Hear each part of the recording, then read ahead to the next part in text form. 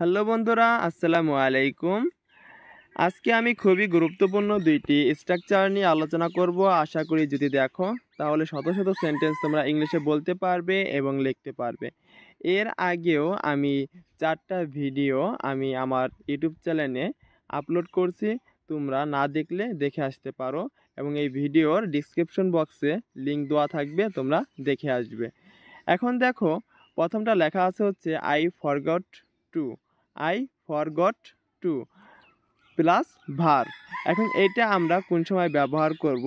আমি ভুলে গেছি। আমি ভুলে গেছি যত সেন্টেন্স আছে আমরা আই ফরগট টু দিয়ে বলতে পারবো। এখন দেখো, আমি উদাহরণগুলো দিয়ে তোমাদেরকে বুঝিয়ে দিব।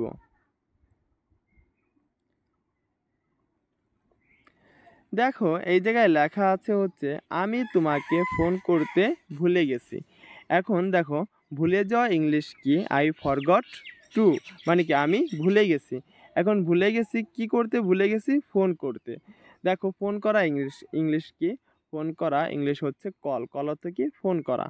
এবং এই কল অর্থ কি? ডাকা বোঝায়। কি বোঝায়? ডাকা বা ফোন করা। এখন তোমাকে ইংলিশ কি? ইউ। ইউ অর্থ তোমাকে। তাহলে এই সেন্টেন্সটা আমরা কিভাবে বলবো? I forgot to call you, আমি তোমাকে ফোন করতে ভুলে গেছি।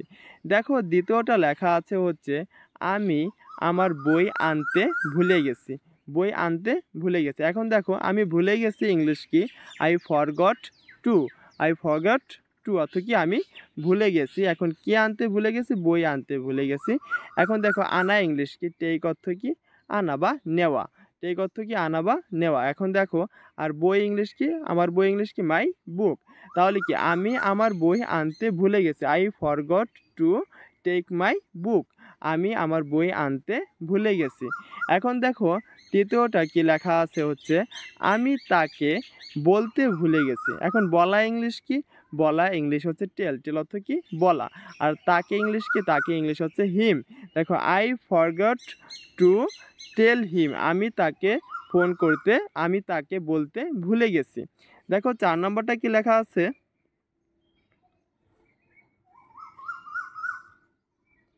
দেখো, 4 নাম্বারটা কি আছে লেখা? 4 নাম্বারটা আছে যে আমি খেতে ভুলে গেছি। এখন খাওয়া ইংলিশ কি? খাওয়া ইংলিশ হচ্ছে ইট। এখন এটা আমরা কিভাবে বলবো? আমি খেতে ভুলে গেছি। এখন আমি ভুলে গেছি, এটা কিভাবে বলবো? আই ফরগট টু ইট, আমি খেতে ভুলে গেছি।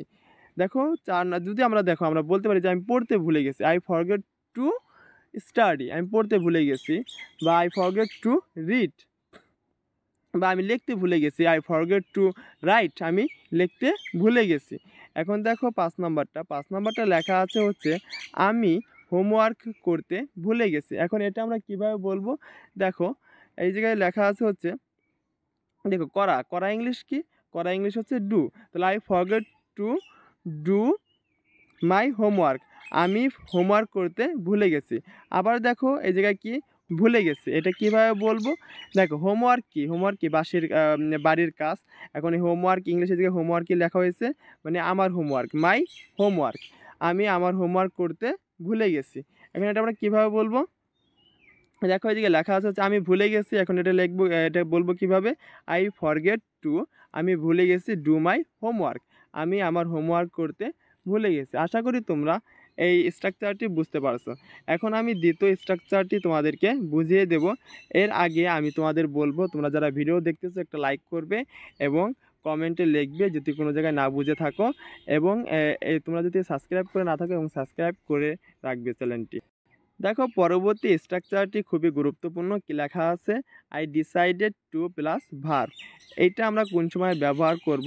আমি সিদ্ধান্ত নিয়েছি। আমি সিদ্ধান্ত নিয়েছি, আমি সিদ্ধান্ত নিয়েছি যতগুলো সেন্টেন্স আছে সবগুলো সেন্টেন্স তুমি আই ডিসাইডেড টু দিয়ে বলতে পারবে।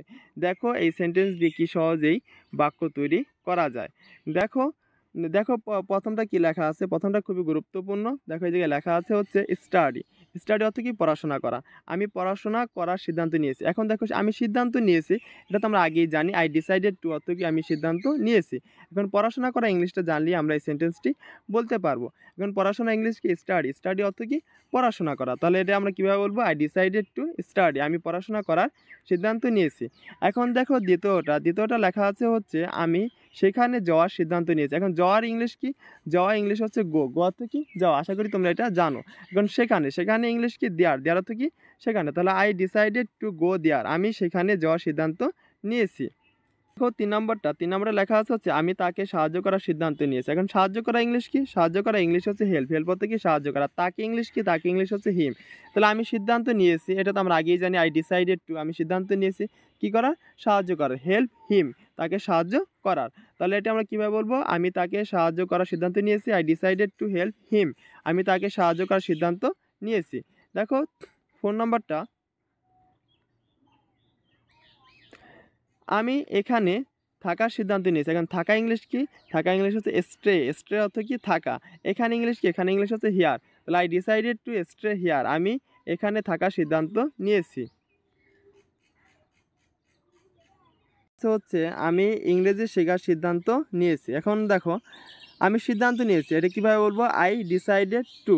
এখন শেখা, শেখা ইংলিশ কি? লার্ন। লার্ন অর্থ কি? শেখা।